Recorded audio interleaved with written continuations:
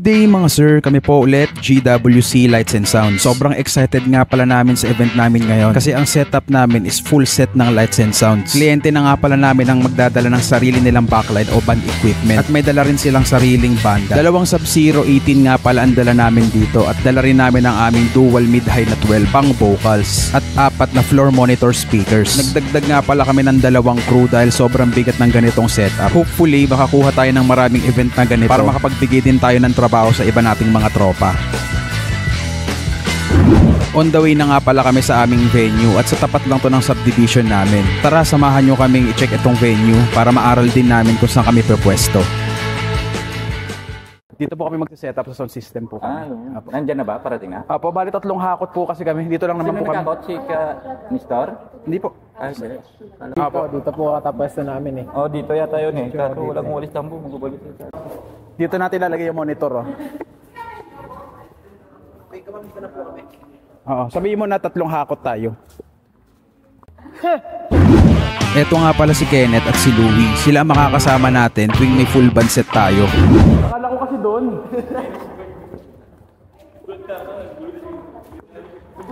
Tara na mga sir, hakot na tayo.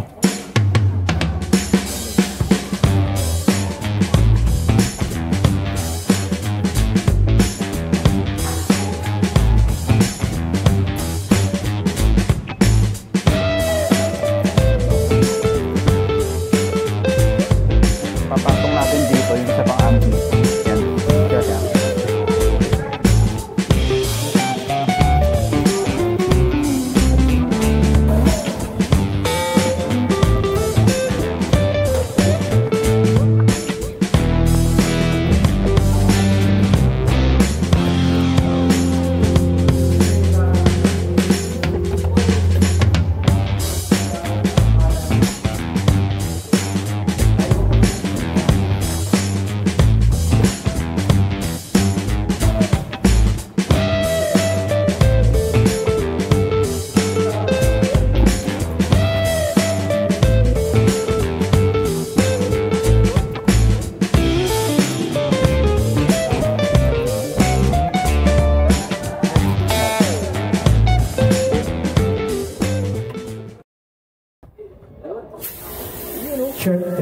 Nagche-check na nga pala ako dito kung may mga feedbacks ang microphones namin on stage. Sobrang busog na busog ang banda dito kapag nakita nila na 4 ang monitors namin. Banda nila dito sa ano?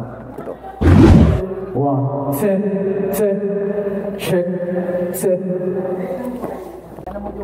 Check the steam, 1, 2. Check, 1, 2. Check the steam, 1, 2. Sound check, testing, 1, 2. So ayun mga sir, nagkaroon pa ng technical errors. Akala namin busted ang aming tweeters kasi pasag yung tunog niya. Yun pala, may issue ang aming 3-way crossover. So narekta na lang namin siya sa EQ para maging okay na ang mixing. All set na nga rin pala ang aming power LED lights dito. 4 per sides ang setup namin dito at may backdrop lights. So ayun, line check na tayo sa banda at ito, nagte-testing na sila ng kanilang mga equipments. Hindi kami na-inform na wala pala silang dalang bass amp, so buti na lang may dala akong DI box. Sobrang laki ng tulong na itong DI box sa mga banda. Para kahit hindi ka na gumamit ng bass amp, re-rekta ka na lang sa house. Pwede naman yun. Make sure lang na may dala kang sariling DI box o meron dapat DI box yung sound system. Sobrang solid nga pala na itong guitar amp nilang Laney.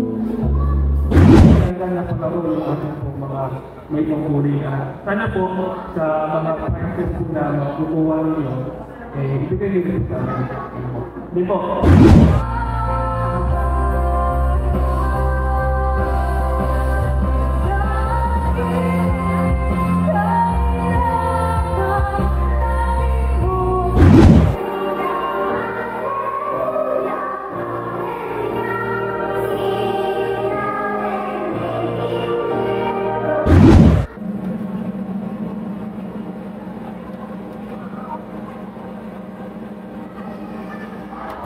Kapatid na Cedric Biden. Cedric Biden! Andito nga rin pala ang isang flip-top battle rap artist na si Rapido.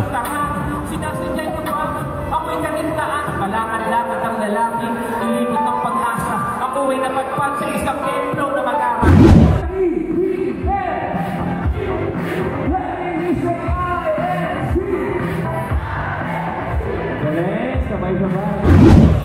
At syempre, ito na pinakahihintay ng tropa, ang kainan. Next game po, pinangungunahan ng kapatid na AJ at kapatid na Nico.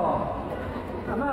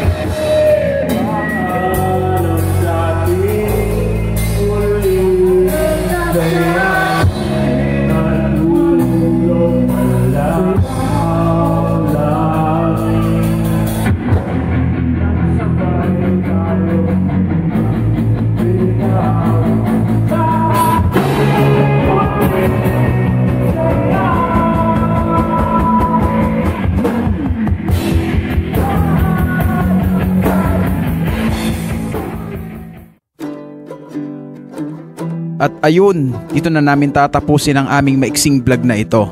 Salamat sa panonood mga sir. Shoutout nga pala ulit sa aking asawa na si Chloe Montañez. Hopefully makasama rin natin siya sa mga parating nating mga event. Sana nagustuhan nyo kung paano namin idokumento ang ganitong klase ng mga event. Ganito ang buhay sa sound system. Una kang darating, huli ka ring uuwi. Ito nga pala ang huling event namin ngayong buwan ng Disyembre. Hopefully sa January is marami tayong event na pumasok. Kami nga po pala ang GWC Lights and Sounds.